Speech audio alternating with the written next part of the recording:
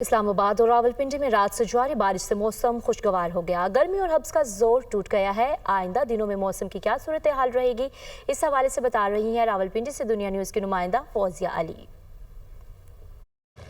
जी बिल्कुल, जुड़वा शहरों में भी मुसलसल बारिश का सिलसिला जारी है। मौसम बहुत खुशगवार हो गया है। इस वक्त इस्लामाबाद का दर्जा हरारत 24 डिग्री सेंटीग्रेड है। गर्मी और हब्स की शिद्दत मुकम्मल ख़त्म हो गई है।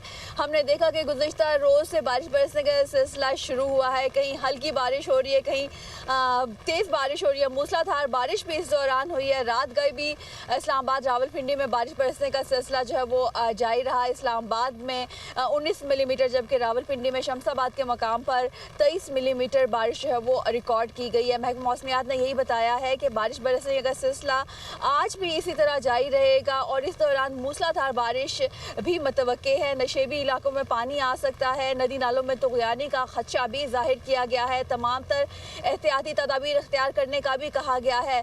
तहम शहरी जो है इस वक्त बहुत खुश हैं क्योंकि हब्स और गर्मी से उनको छुटकारा मिल गया है और वो खूब इस मौसम से लुत्फ़अंदोज़ हो रहे हैं। जी।